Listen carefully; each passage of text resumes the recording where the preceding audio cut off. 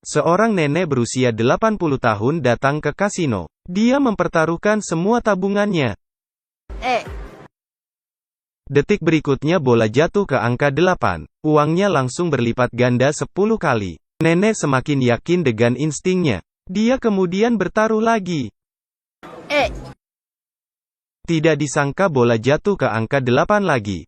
Semua orang yang di meja terkejut melihatnya. Mereka bertepuk tangan. Setelah itu, nenek semakin percaya dengan instingnya. Dia kemudian mempertaruhkan semua uangnya.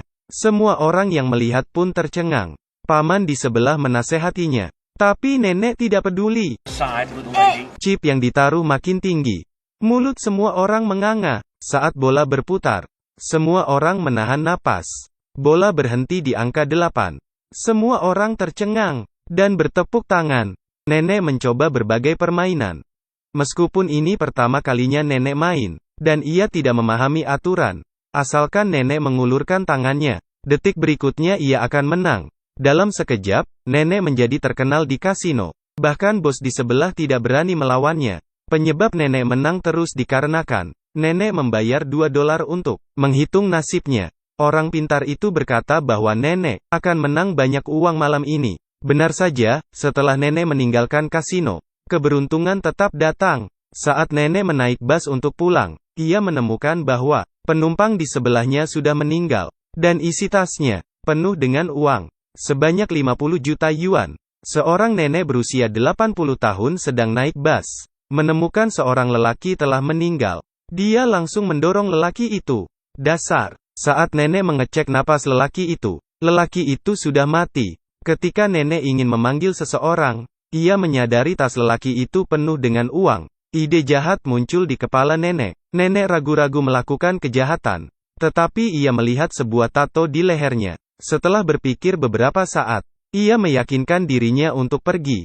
Nenek mengambil uang tersebut dan pergi. Nenek langsung menghitung uang itu, 50 juta yuan. Dia berpikir masalah ini sudah selesai. Tak disangka keesokan harinya, dua tamu tidak terduga datang ke rumah. Keduanya adalah anggota organisasi biru. Mereka bertanya kepada nenek apakah dia mengambil uang orang lain.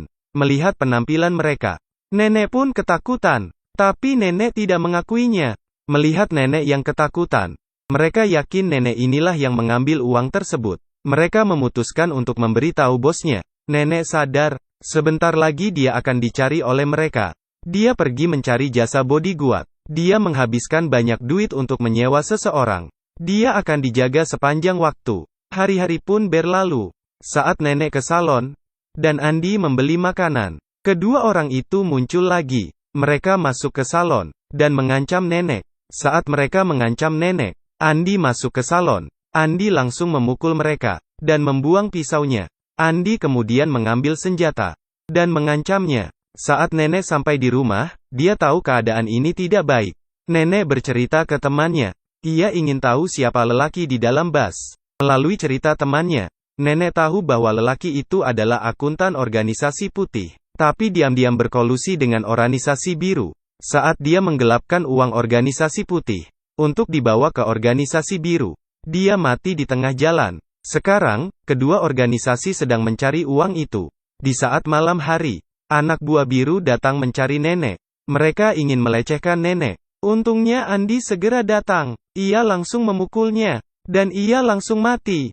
Kedua orang itu bingung. Jika membunuh perampok, apakah termasuk membela diri? Mereka tidak tahu. Apakah mereka harus melapor atau tidak? Nenek akhirnya memutuskan untuk memasukkan mayat ke kantong plastik hitam, dan membuangnya di tempat sampah. Setelah membuangnya, mereka pergi ke restoran untuk makan. Tetapi hati mereka terus berdetak kencang.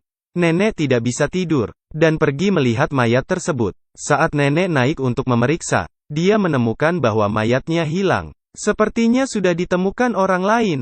Saat nenek berada di sauna, seorang wanita mengajaknya berbicara. Wanita itu sepertinya mengenal nenek. Wanita itu berbicara tentang keluarganya, kemudian mengubah topik pembicaraan. Uang yang dipinjam harus dikembalikan. Pada saat ini, nenek langsung tahu identitas wanita ini. Wanita ini adalah ketua organisasi putih. Tetapi nenek tidak ingin mengakui perbuatannya. Ketua langsung keluar saat nenek tidak ingin mengakui perbuatannya. Saat nenek kembali ke rumah, Ia melihat rumahnya berantakan, diobrak-abrik oleh orang lain. Ia kemudian menerima surat bahwa cucunya diculik. Dia berpikir ini adalah perbuatan organisasi putih. Tapi ini berasal dari organisasi biru. Mereka mengancamnya agar membawa uang 50 juta yuan untuk ditukarkan dengan cucunya. Nenek yang terguncang segera menghitung uangnya. Di saat dia membereskan uang itu, Andi masuk ke dalam. Dia akhirnya mengerti mengapa banyak orang mengejar nenek tua ini. Ketika Andi mengetahui situasinya, dia tidak percaya mereka akan mengembalikan cucunya setelah menyerahkan uangnya. Mereka mengambil uang tersebut dan pergi.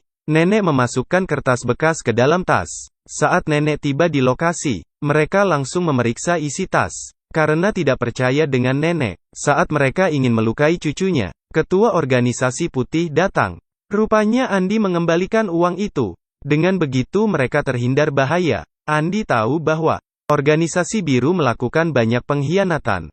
Jadi dia memilih untuk percaya pada organisasi putih. Nenek berhasil membawa cucunya pulang. Mereka kembali hidup tenang. Videonya juga berakhir di sini. Jangan lupa untuk like dan subscribe. Terima kasih.